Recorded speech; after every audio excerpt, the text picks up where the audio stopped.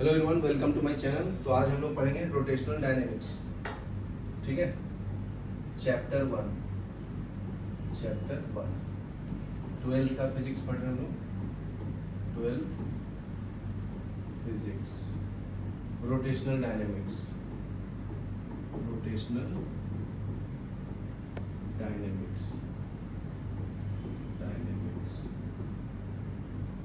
ठीक है, तो फर्स्ट पॉइंट पढ़ेंगे हम लोग, सर्कुलर मोशन क्या होता है। ठीक है, रोटेशनल डायनेमिक्स में हम लोग पढ़ते हैं पहले सर्कुलर मोशन। तो सर्कुलर मोशन होने के लिए क्या होना चाहिए? एक्सेलरेटेड मोशन होना चाहिए। ठीक है, एक सर्कुलर पाथ में अगर कोई ऑब्जेक्ट मूव कर रहा है तो उसका देखो हर एक पॉइंट पे वेलोसिटी का डायरेक्शन अलग अलग है ना। ठीक है, अगर डायरेक्शन चेंज हो रहा है इसका मतलब ये एक्सेलरेटेड मोशन है। ठीक है, ये टेंजेंट पॉइंट वेलोसिटी देता है, ये आपका रेडियस है, ये सेंटर ओ। ठीक है, तो फर्स्ट लिखेंगे characteristics of circular motion. Characteristics of circular motion.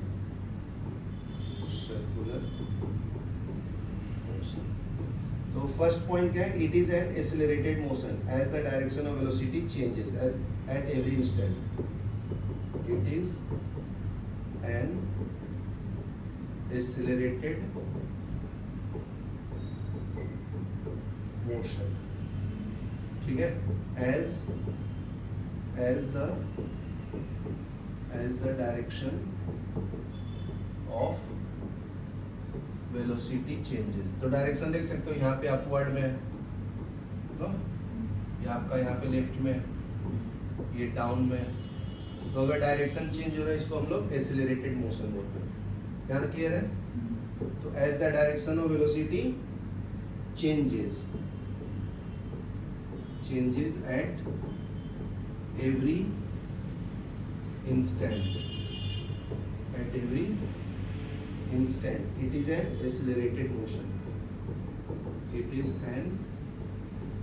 Accelerated motion.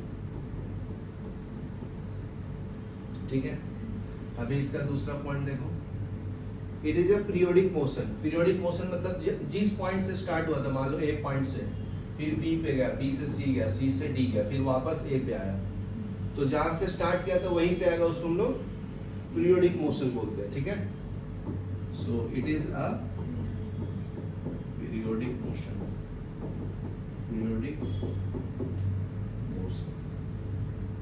ठीक है, during this motion particle repeats its path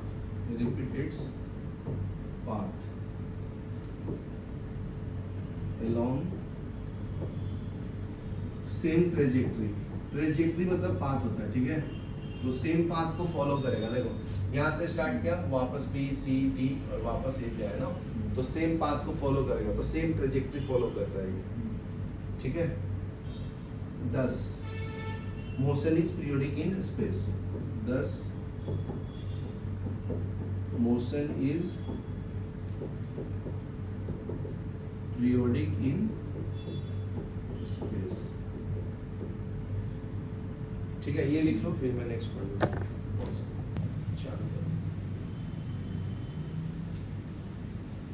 ठीक है, अभी देखो नेक्स्ट पॉइंट पढ़ेंगे हम लोग सर्कुलर मोशन का।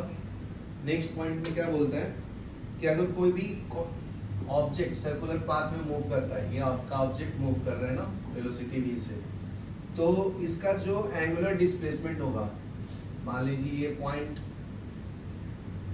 वो है सेंटर, ये पॉइंट ए है, ए से अगर कोई पॉइंट बी पे गया तो ये थीटा एंगल मेजर किया। ठीक है, तो यहाँ पे थीटा को हम लोग एंगुलर डिस्प्लेसमेंट बोलते हैं। एंगुलर डिस्प्लेसमेंट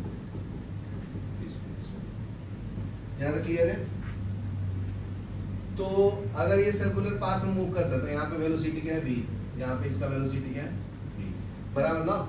तो ये एंगल के फॉर्म में भी तो चेंज हो रहा है इसका वेलोसिटी, तो उसको हम लोग ओमेगा बोलते हैं, इसको एंगुलर वेलोसिटी बोलते हैं। Angular velocity. ठीक है ना, सब सर्कुलर फॉर्म में अपने को रिप्रेजेंट करना है। तो ये भी वेक्टर क्वांटिटी होता है, ये डिस्प्लेसमेंट है, ठीक है ना। तो ऊपर में जब मैं एरो मारूंगा इसका मतलब ये वेक्टर क्वांटिटी है, ठीक है। तो ये दोनों आपस में रिलेटेड कैसे होते हैं, angular velocity is equal to angular displacement upon time, ठीक है। Angular displacement upon change in time, change in time. यहां तक क्लियर है।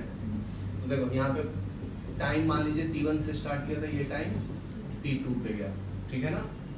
ये आपका एंगुलर वेलोसिटी देता है, ठीक है। जैसे नॉर्मल लाइफ में लीनियर वेलोसिटी क्या होता है, डिस्प्लेसमेंट अपॉन टाइम होता है ना। जैसे हम लोग ds अपॉन dt लिखते हैं, तो ये आपका लीनियर डिस्प्लेसमेंट है, linear displacement upon change in time, change in time, बराबर है। ये आपका वेलोसिटी है। तो ये भी डायरेक्शन देता है, देखो ऊपर में एरो है, यहाँ तक क्लियर है। ओके, तो जैसे लीनियर फॉर्म में एक्सीलरेशन क्या होता है, rate of change of velocity upon time होता है, बराबर ना। ए क्या है आपका एक्सीलरेशन, ए क्या है एक्सीलरेशन, v क्या है वेलोसिटी, t क्या है आपका टाइम। तो उसी तरह से यहाँ पे एंगुलर वेलोसिटी भी होता है। तो alpha equal to d omega upon d t होगा, ठीक है। ये अल्फा को हम लोग एंगुलर एक्सेलरेशन बोलते हैं, एंगुलर एक्सेलरेशन। ये समझा आपको, ये लीनियर एक्सेलरेशन, ये एंगुलर एक्सेलरेशन। यहाँ तक क्लियर ना। तो अभी देखो अगर ये दोनों में क्या रिलेशन है, ये वेलोसिटी और एंगुलर वेलोसिटी में क्या रिलेशन है, v इक्वल टू होता है omega into perpendicular distance r, ठीक है। ये आपका लीनियर वेलोसिटी और एंगुलर वेलोसिटी में रिलेशन है, लीनियर वेलोसिटी और एंगुलर वेलोसिटी, एंगुलर वेलोसिटी, ठीक है ना। r क्या आपका परपेंडिकुलर डिस्टेंस, यहाँ तक क्लियर है। ओके, तो इसका मैं डायरेक्शन कैसे दूंगा, यहाँ से अगर मैं स्टार्ट हुआ और ऐसे गया, ठीक है ना। अगर ऑब्जेक्ट एंटी क्लॉकवाइज मूव कर रहा है ऐसे, ठीक है ना, तो इसका डायरेक्शन ऊपर होगा, ठीक है, एंगुलर वेलोसिटी का। यहाँ पे आपका ए पॉइंट से मान लीजिए बी पॉइंट पे गया ऐसे, मेकिंग एन एंगल थीटा, तो इसका एंगुलर वेलोसिटी का डायरेक्शन अपवर्ड होगा। अगर कोई ऑब्जेक्ट क्लॉकवाइज मूव कर रहा है तो फ्रॉम ए टू बी, ठीक है ना, इस पॉइंट से इस पॉइंट पे गया, मेकिंग एन एंगल थीटा, तो ये ऐसा है ना। देखो ऐसा करेंगे तो ये देखो थंब नीचे आ रहा है, इसका मतलब इसका डायरेक्शन क्या होगा, डाउनवर्ड होगा, बराबर है। यहाँ तक लिखिए, फिर मैं आगे बताता हूँ, ठीक है। तो अभी देखो नेक्स्ट हम लोग टाइम पीरियड कैलकुलेट करेंगे। कोई भी अगर ऑब्जेक्ट सर्कुलर पाथ में मूव कर रहा है तो, ठीक है। मान लीजिए पॉइंट ए से बी गया, बी से सी गया, सी से डी गया, वापस ए पे आया, तो कितना टाइम पीरियड इसको लगेगा, ठीक है ना। तो टाइम पीरियड को हम लोग टी से रिप्रेजेंट करते हैं, टी क्या है आपका टाइम पीरियड। तो अगर सर्कुलर फॉर्म में कोई मूव कर रहा है, ये तो लीनियर फॉर्म के लिए टाइम पीरियड कैलकुलेट करते हैं, सर्कुलर फॉर्म के लिए हम लोग उसको हम लोग ओमेगा से रिप्रेजेंट करते हैं, एंगुलर फ्रीक्वेंसी बोलते हैं इसको, ठीक है। तो ये क्या होता है, 2 पाई n के बराबर होता है। n क्या है, रेवोल्यूशन, कितने बार ये रोटेट कर रहा है यहाँ से यहाँ तक, ठीक है। एक बार साइकिल कंप्लीट करता है तो 2 पाई होता है ना, 2 पाई मतलब 360 डिग्री, समझा ना। जहाँ से स्टार्ट हुआ, जैसे हम लोग पढ़ते थे ना बचपन में, एक पॉइंट से स्टार्ट किया, वापस सेम पॉइंट पे आया, तो 360 डिग्री रोटेट हुआ ना। तो ये 2 पाई से मल्टीप्लाई करते हैं इसको, और n टाइम्स, ठीक है। तो n को यहाँ पे फ्रीक्वेंसी बोलते हैं, n को क्या बोलते हैं, फ्रीक्वेंसी। तो अलग अलग सिंबल कोई यूज करता है, कोई n यूज करता है, कोई म्यू यूज करता है, कोई f यूज करता है। तो इस तीनों का मतलब क्या है, सेम है, ठीक है ना। तो अभी के लिए हम लोग यहाँ पे n यूज कर रहे हैं रोटेशनल डायनेमिक्स में, यहाँ तक क्लियर है। तो जो हमको पता है बचपन से कि टाइम पीरियड और फ्रीक्वेंसी कैसे रिलेटेड है, रेसिप्रोकल ऑफ ईच अदर है ना, तो frequency is equal to 1 upon time period होता है। एन क्या है आपका, फ्रीक्वेंसी है, टी क्या है आपका, टाइम पीरियड है, बराबर ना। तो ये कैसे रिलेटेड है, आप एक दूसरे के उल्टा, n equal to 1 upon t. तो अगर मैं इस फर्स्ट इक्वेशन में डाल दूं n का वैल्यू, तो क्या मिलेगा, omega equal to 2 pi n है, तो ओमेगा इक्वल टू क्या मिलेगा, 2 पाई बाई टी मिलेगा, ठीक है। ये आपका एंगुलर टाइम पीरियड है, एंगुलर टाइम पीरियड या एंगुलर फ्रीक्वेंसी बोलते हैं, और टी क्या आपका टाइम पीरियड, और 2 पाई तो आपको पता है 1 कंप्लीट रोटेशन में जो वैल्यू है।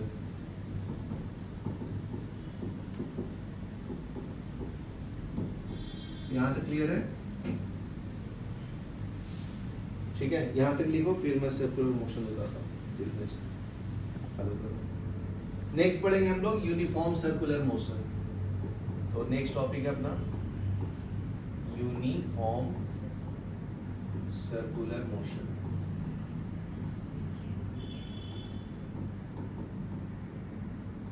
ठीक है, यूनिफॉर्म सर्कुलर मोशन मतलब सेम वेलोसिटी से मूव करेगा, ठीक है। During circular motion if the speed of the particle remain constant then it is called uniform circular motion. इसको शॉर्ट फॉर्म में यूसीएम भी बोलते हैं, ठीक है। तो इसका डेफिनेशन लिख लो, during circular motion if speed of particle remains constant,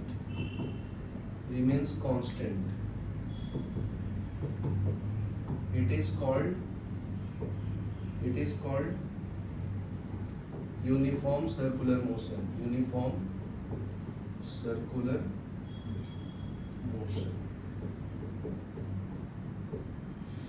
ठीक है। तो in this case only direction of velocity changes at any instant. तो सर्कुलर मोशन में कोई भी ऑब्जेक्ट मूव करता है, देखो खाली उसका डायरेक्शन चेंज होता है ना, वेलोसिटी तो सेम रहता है। इसको हम लोग एक्सेलरेटेड मोशन ही बोलते हैं, ठीक है। तो एक एक्सेलरेशन लगता है टेंजेंशियल, ठीक है, तो उसको हम लोग रिप्रेजेंट करते हैं AR से, जिसको हम लोग सेंट्रीपिटल और रेडियल एक्सेलरेशन भी बोलते हैं, ठीक है। तो इसको AR से रिप्रेजेंट करेंगे एक्सेलरेशन को, minus omega square R value होता है इसका, ये फॉर्मूला याद रखना, ठीक है। तो अगर सिर्फ इसका मैग्नीट्यूड लो तो ये पॉजिटिव आएगा ना, तो लिख लो for uniform circular motion its magnitude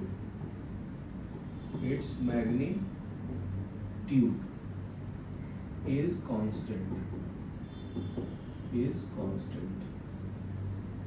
constant and it is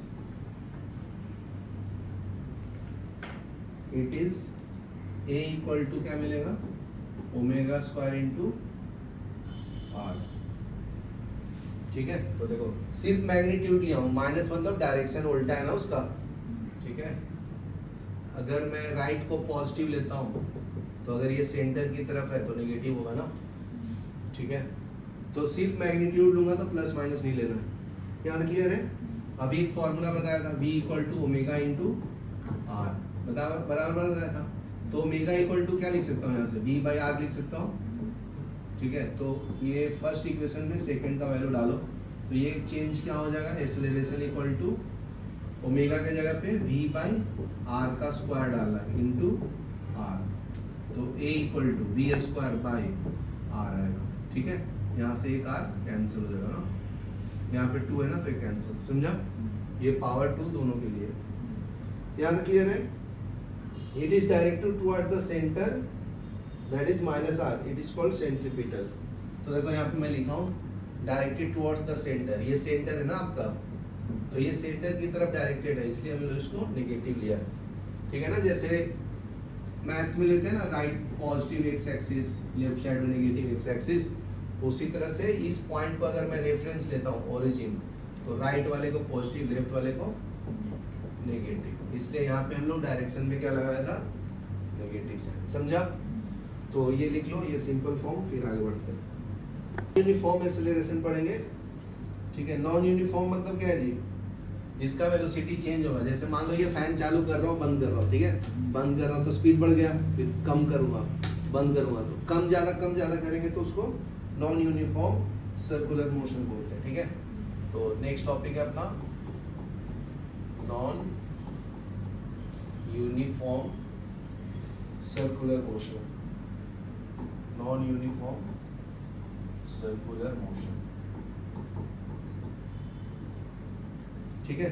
तो when fan is switched on or off, the speed of the particle of the fan goes on increasing or decreasing for some time. However, its direction are always tangential to circular trajectory, ठीक है ना।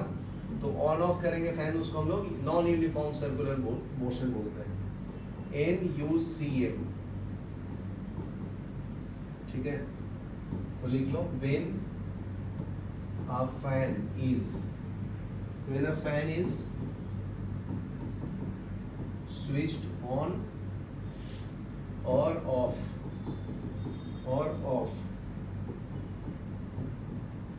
speed of particles of fan go on increasing or decreasing for some time is called non-uniform circular motion, ठीक है। तो their direction are always tangential to the circular trajectory। देखो, अगर ये circular path में मूव कर रहा है तो ये टेंजेंट होता है ना, एक पॉइंट पे टच करता है, उसको हम लोग क्या बोलते हैं, टेंजेंट ना, मैथ्स में पढ़े थे ना हम लोग। फिर यहाँ पे ऐसे वेलोसिटी v से मूव करेगा तो ये भी टेंजेंट है, तो ये आपका टेंजेंशियल वेलोसिटी है। क्या है? Tangential velocity. यहाँ तक क्लियर है? ओके। तो नेक्स्ट पॉइंट लिखो, there directions are always tangential to their circular trajectory।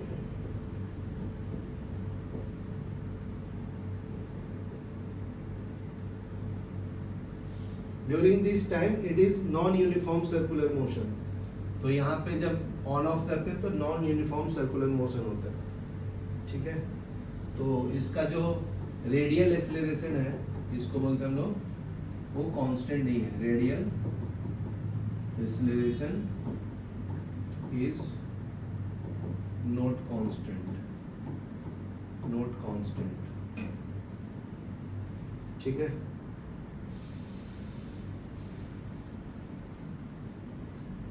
Next point देखो, as the magnitude of tangential velocity is changing during non uniform, the corresponding angular velocity is always changing at that instant. तो angular acceleration का भी formula बताया था ना, alpha equal to, तो अगर change हो रहा है वेलोसिटी तो अल्फा से हम लोग उसका एक्सेलरेशन कैलकुलेट कर सकते हैं। तो अल्फा इक्वल टू क्या होगा, D omega by D T. समझा ना? ये चेंज हो रहा है ना बार बार। मान लो यहाँ पे ये 10 के स्पीड से भाग रहा है, 10 किलोमीटर पर आवर, ठीक है, 10 मीटर पर सेकंड। ये मान लो 20 मीटर पर सेकंड से भाग रहा है, यहाँ पे 30 मीटर पर सेकंड से। तो ये बार बार चेंज हो रहा है, तो चेंज होगा तो angular acceleration D omega by D T से कैलकुलेट करेंगे। ये आपका एंगुलर एक्सेलरेशन है, ठीक है। और ये क्या आपका एंगुलर वेलोसिटी, ये आपका चेंज इन टाइम होता है, चेंज इन। तो ऐसे कैलकुलेट कर सकते हैं हम लोग, ठीक है।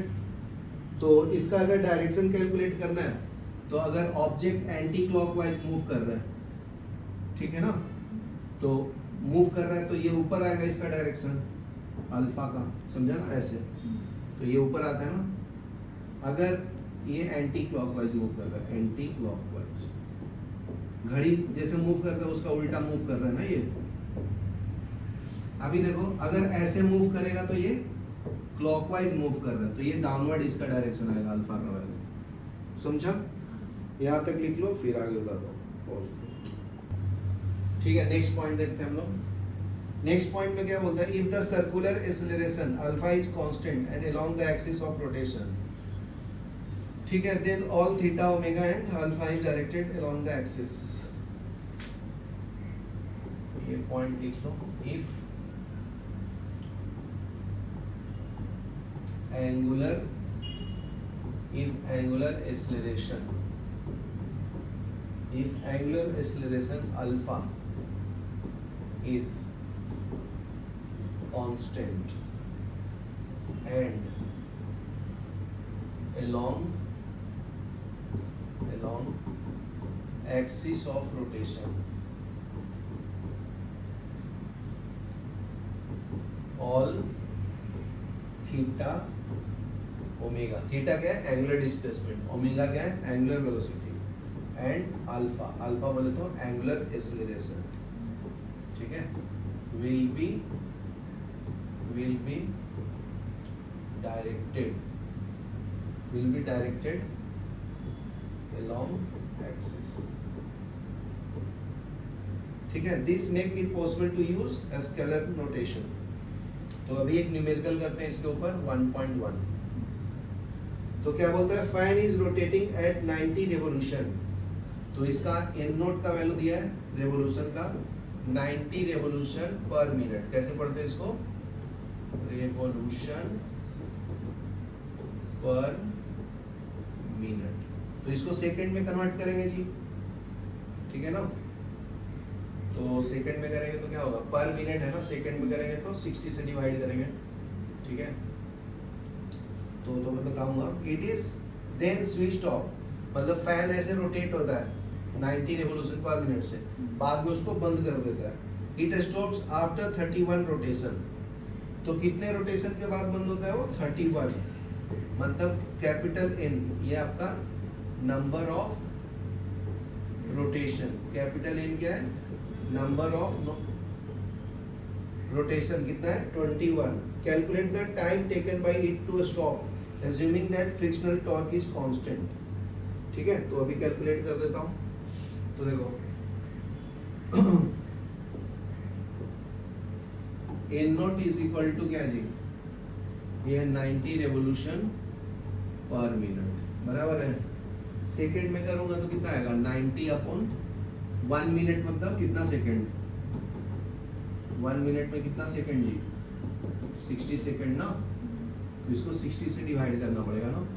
तो ये सॉल्व करो, तो ये 3/2, ये कितना है 1.5, ये आपका आ गया रेवोल्यूशन पर सेकंड। ठीक है, फिर हम लोग को एंगुलर फ्रीक्वेंसी पता है, omega nought equal to 2 pi n nought.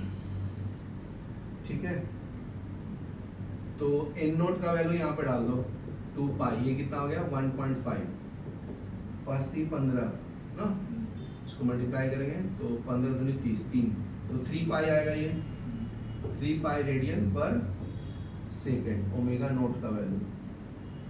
ठीक है, यहाँ तक क्लियर है। तो angle bonded by when the blade rotates for 21 times. कितने टाइम्स रोटेट होता है वो, 21, मतलब यहाँ से ऐसे स्टार्ट गया, फिर एक रोटेशन, फिर 2 3 4 ऐसे करके 21 रोटेशन तक गया।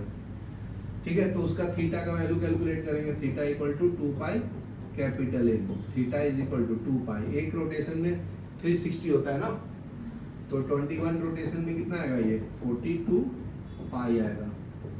ये आपका एंगुलर डिस्प्लेसमेंट पता चल गया, मतलब एंगल पता चल गया ना उसका।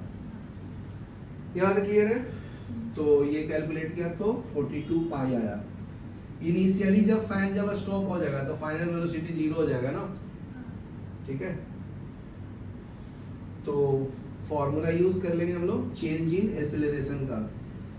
तो final minus initial divided by time taken t। ठीक है, ये कहाँ से आया, जैसे हम लोग नॉर्मल फिजिक्स में कैसे लिखते थे, v equal to u plus a t लिखते थे, तो a is equal to v minus u by t लिखते थे ना हम लोग। तो एंगुलर एक्सीलरेशन के लिए final velocity minus initial by time, तो ये फाइनल वेलोसिटी है, ये इनिशियल डिवाइडेड बाई टाइम। यहाँ क्लियर है? तो उसके बाद देखो और एक और फॉर्मूला होता है, क्या होता है जी, दूसरा वाला एक फॉर्मूला हम लोग लीनियर वेलोसिटी के लिए क्या पढ़ते थे, v square equal to u square plus 2as पढ़ते थे, याद है? इसको काइनेमेटिक थर्ड इक्वेशन बोलते हैं, काइनेमेटिक्स थर्ड इक्वेशन,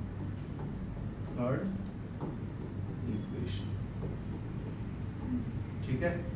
तो अगर इसको एंगुलर फॉर्म में लिखना है, एंगुलर रोटेशन के फॉर्म में, तो ये ओमेगा स्क्वायर हो जाएगा, ये ओमेगा नॉट स्क्वायर होगा प्लस 2 इंटू अल्फा इंटू, इसको अल्फा से रिप्रेजेंट कर देते, तो इसको थीटा से। ये समझा आपको? ठीक है। तो यहाँ से अगर आपको अल्फा कैलकुलेट करना है तो इसको लेफ्ट में लेंगे, तो omega square minus omega not square is equal to 2 alpha into theta, ठीक है। तो अगर अल्फा चाहिए तो omega square minus omega not square upon 2 theta आएगा, बराबर है? ये 2 थीटा को नीचे ले लिया, बराबर ना? तो ये आपका एंगुलर एक्सीलरेशन देगा। यहाँ तक क्लियर है? तो अभी वैल्यू कैलकुलेट करें, एक और अल्फा का वैल्यू बताया ना अभी, क्या बताया पिछले पेज पे, omega minus omega naught divide by T, तो ये दोनों आपस में इक्वल है, ये भी तो अल्फा का ही वैल्यू दे रहे हैं ना, और ये भी अल्फा का वैल्यू, तो अगर मैं दोनों को इक्वेट करूं तो आंसर आ जाएगा अपना, ठीक है। कैलकुलेट कर लेता हूं, तो यहां से लिखना तो लिख लो, फ्रॉम 1 एंड 2, फ्रॉम 1 एंड 2 क्या मिलता है, alpha is equal to omega minus omega not divide by t is equal to, ये क्या है, omega square minus omega not square upon 2 theta, बराबर है। इसके अंदर वैल्यू डाल देंगे तो अल्फा आ जाएगा। ये फाइनल वेलोसिटी क्या था, 0, फैन रुक जाता है ना तो 0 होगा। इनिशियल अपना कितना आया था, 3 पाई आया था। टाइम कैलकुलेट करना अपने को, तो t निकाल लो, इसमें भी फाइनल वेलोसिटी 0 है, एंगुलर वेलोसिटी, और इनिशियल कितना है, 3 पाई का square divided by 2। Theta calculate किए थे 42 पाई आया था ना, तो ये कैलकुलेट करेंगे तो अपना t का वैल्यू आ जाएगा, ठीक है। तो इक्वेट कर दो, तो ये -3 pi upon t is equal to minus 3 का स्क्वायर 9, तो ये हो जाएगा 9 pi square divided by 2 into 42 pi. यहाँ तक क्लियर है? ये समझा आपको? तो देखो अभी ये माइनस से कैंसिल हो जाएगा, एक पाई से एक पाई कैंसिल होगा, एक और पाई से एक कैंसिल हो जाएगा, समझा? अभी 3 से इसको कैंसिल कर लेंगे 3 टाइम में, तो क्या बचेगा, फिर ये 3 से कैंसिल कर लो, कितना 1 और 4 12, तो क्रॉस मल्टीप्लाई करो, तो t इज इक्वल टू कितना है, 14 इंटू 2 कितना होता है जी, 28 सेकेंड, तो आंसर आ गया आपको। तो 28 सेकेंड में फैन क्या होगा, रुक जाएगा, समझा ना? तो ये कर लो, इंपॉर्टेंट न्यूमेरिकल है, पॉज करो।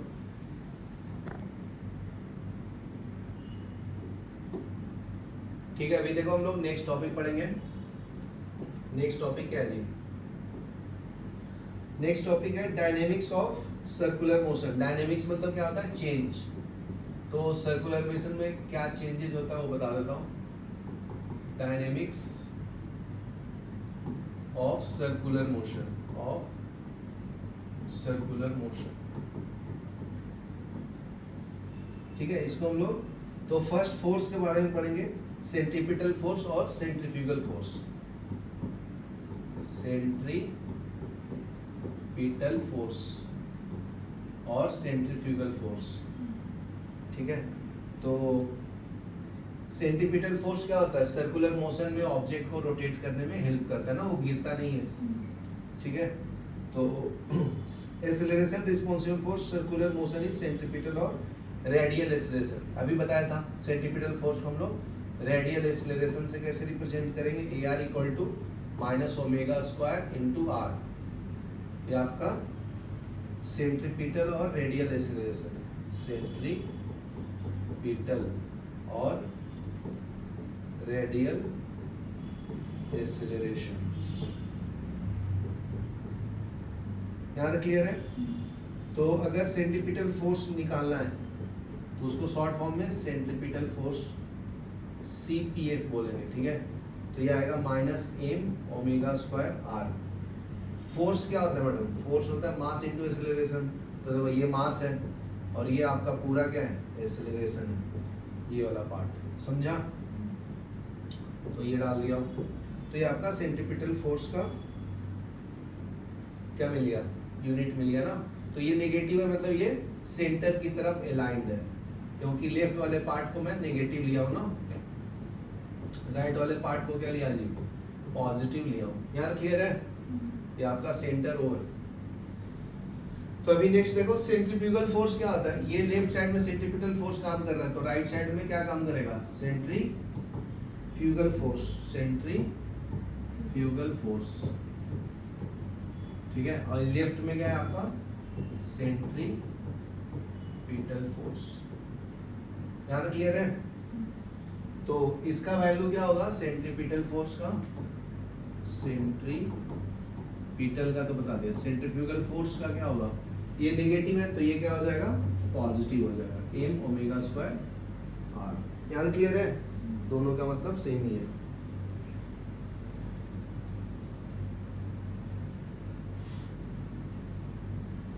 तो यहां तक लिखो, फिर मैं एक प्रूफ बताता हूं। यहां तक लिख लो। नेक्स्ट पढ़ेंगे हम लोग application of uniform circular motion.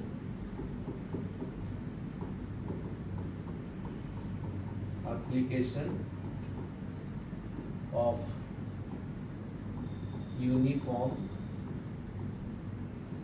Circular motion, circular motion, ठीक है? यूसीएम बोलते हैं। तो फर्स्ट प्रूफ पढ़ेंगे हम लोग, vehicle along a horizontal circular track, vehicle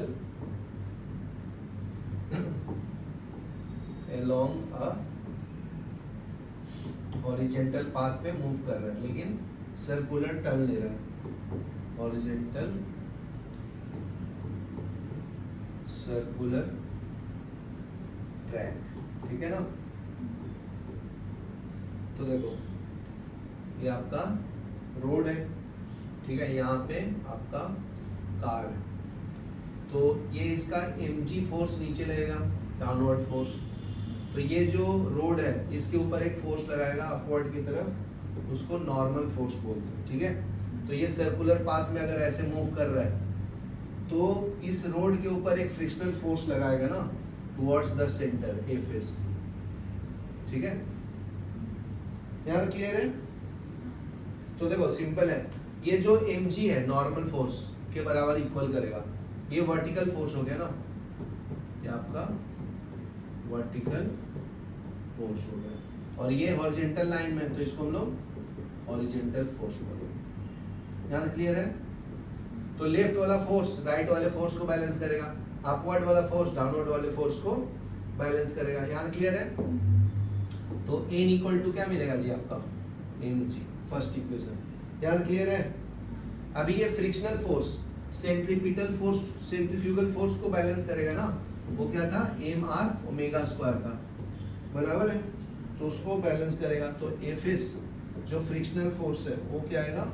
mr⍵²। ये सेकेंड इक्वेशन हो गया, बराबर ना? अभी दोनों को डिवाइड करो, सेकेंड को फर्स्ट से, सेकेंड डिवाइडेड बाय फर्स्ट, क्या मिलेगा?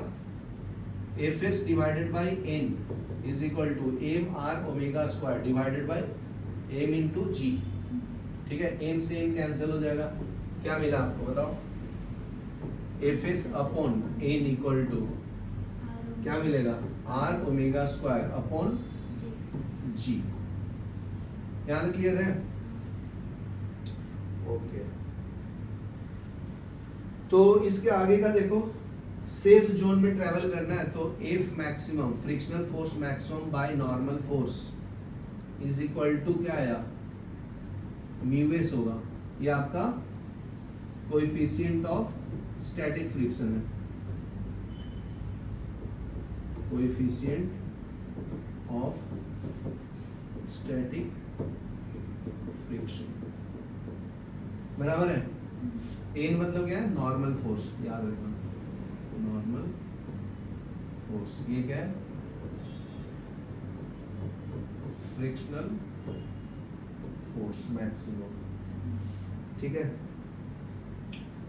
तो ये mu S is equal to आ गया। हाँ, फिर देखो यहां से F S by N equal to क्या है? R omega square by G. ये थर्ड इक्वेशन ले लीजिए और इसको फर्स्ट ले लीजिए, इसको फोर्थ ले लो। तो ये वाला पार्ट देखो, ये दोनों पार्ट लगभग सेम है ना, तो ये राइट पार्ट को मैं इक्वल कर सकता हूँ, ठीक है ना। तो क्या मिलेगा? फ्रॉम थर्ड एंड फोर्थ क्या मिलेगा जी? वी नहीं, आर है ना, वी। तो अभी आर ही रखो, मैं कन्वर्ट करके बताता हूँ फिर। तो ये आपका आर ओमेगा स्क्वायर क्या है आपका?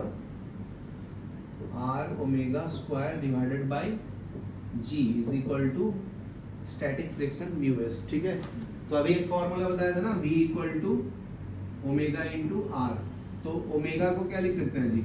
v बाई आर बराबर ना, इसके अंदर डाल दो r v square upon r square into g is equal to mu into s. तो एक आर से एक आर कैंसिल हो जाएगा, क्या बचेगा? V square upon g into r is equal to mu S. तो यहाँ से अगर तुम्हें वेलोसिटी का वैल्यू कैलकुलेट करना है तो क्या आएगा बताओ? ये V square is equal to, इसको इधर मल्टीप्लाई करूंगा तो R into G into mu S. तो V equal to under root mu S R into G आएगा। तो ये भी फॉर्मूला याद रखना। तो रोड पे डिराइव सेफली ड्राइव करने के लिए क्या चाहिए अपने को? म्यू एस आर जी चाहिए, ठीक है ना। यहाँ तक लिखो, ये इंपॉर्टेंट है। हम लोग वेल और डेप्थ, मौत के कुआं में पाइप चलाते ना हम लोग, तो उसके लिए डेरिवेशन कैसे होगा वो देखो। तो उसको बोलते हैं वेल और वॉल ऑफ डेप्थ, ठीक है ना। ये मौत का कुआं है आपका। तो ये सर्कुलर फॉर्म में होता है ना, और सर्कुलर पाथ को अगर मैं ऐसे कनेक्ट करते जाऊं तो सिलेंडर बन जाता है। तो ये सिलेंडर शेप में दिखता है। बंदा यहाँ से स्टार्ट करता है, जिसके वॉल के ऊपर ऐसे टर्न मारता है ना, ठीक है। तो यहाँ पे वॉल के ऊपर क्या लगेगा? फ्रिक्शनल फोर्स एफ एस, ठीक है। एफ एस को क्या बोलते हैं जी? Frictional force, frictional force. और एम जी लगेगा नीचे, डाउनवर्ड ना, डाउनवर्ड फोर्स आ गया।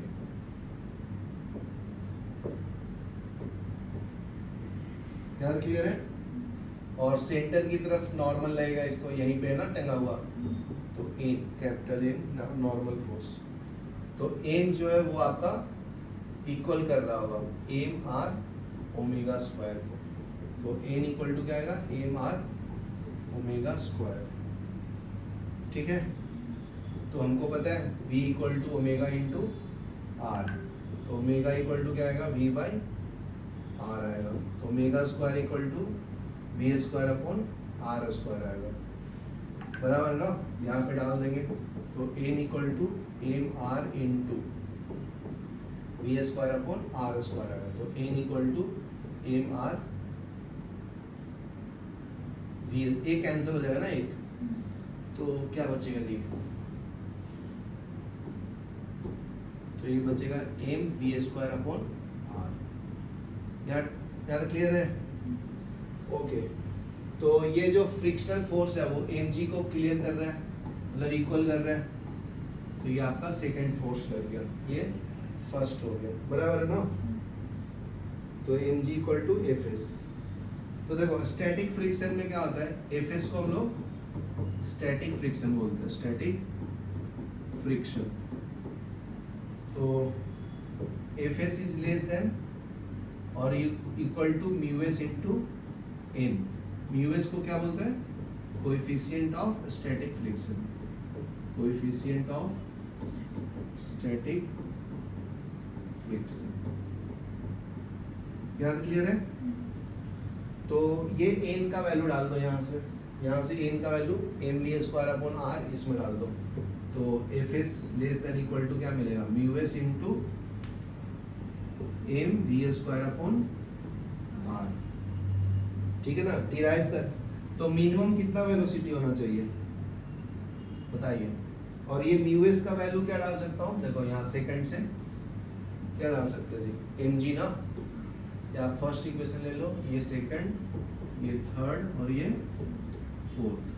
तो फ्रॉम सेकंड क्या मिलेगा, फ्रॉम सेकंड, या पुटिंग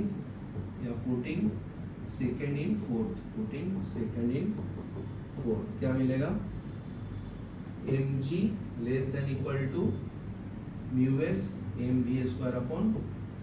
तो m से m कैंसिल हो जाएगा, ठीक है ना। तो यहाँ से g और इसको r को इधर ले लो, less than equal to v² into μs आएगा, ये समझा ना, ये इधर छूट गया था, इधर लिख दो, ठीक है। तो यहाँ से v इज इक्वल टू, तो ये μs नीचे आ जाएगा, rg/μs is equal to v², तो v इज इक्वल टू क्या होगा, √rg/μs, ये आंसर हो गया हमारा, ठीक है। देख लो, तो ये मिनिमम इतना वेलोसिटी चाहिए, तभी वो बाइकर जो है ना वो गिरेगा नहीं मौत के कुआं में। चलो ये देख लो, ठीक है। अभी देखो न्यूमेरिकल करेंगे 1.2, ठीक है ना। तो इसमें क्या बोलते हैं, a motorcyclist is to undertake horizontal circle inside a cylindrical wall of inner radius. तो रेडियस कितना दिया जी, 4 मीटर ना, मौत के कुआं में ये चल रहा है बेचारा, ऐसे वर्टिकल फोर्स, ठीक है। सब सेम ही लगेगा, सेम ही फॉर्मूला लगेगा, बराबर है, फ्रिक्शनल फोर्स mg नीचे। तो अपना तो डायरेक्ट फॉर्मूला पता है अपने को, तो लगा सकते हैं, Vn इज इक्वल टू क्या डिराइव करके दिया जी, r इंटू g/μs ना, ये फॉर्मूला है अपना। तो रेडियस दिया है, कोएफिशिएंट ऑफ स्टैटिक फ्रिक्शन भी दिया है, μs दिया है, कितना है, ये दिया है 0.4, और g तो पता ही अपने को कितना होता है, 10 मीटर पर सेकंड स्क्वायर। तो ये गिवन डाटा जो है ये फॉर्मूला में डाल दीजिए, तो आंसर आएगा। तो v minimum is equal to √r का वैल्यू 4, g का वैल्यू 10, μs का वैल्यू कितना है 0.4, तो ये पॉइंट हटाऊंगा तो 10 आएगा, तो इससे कैंसिल। तो v minimum is equal to √10 into 10, कितना आया, 10 मीटर पर सेकेंड, v मिनिमम। तो ये आपका आंसर, समझा। अभी उसमें एक और कुछ पूछा है, कैलकुलेट द मिनिमम स्पीड, तो बता दिया, फ्रीक्वेंसी भी पूछा है ना। तो मिनिमम फ्रीक्वेंसी का फॉर्मूला क्या हो जाएगा, ये v मिनिमम अपॉन 2πr। तो v मिनिमम तो आ गया 10, ये 2 इंटू पाई, और रेडियस का वैल्यू कितना है 4, ये कैलकुलेट करोगे तो 0.4 रेवोल्यूशन पर सेकेंड आता है मिनिमम फ्रीक्वेंसी का, ठीक है। ये देख लो, फिर नेक्स्ट करेंगे।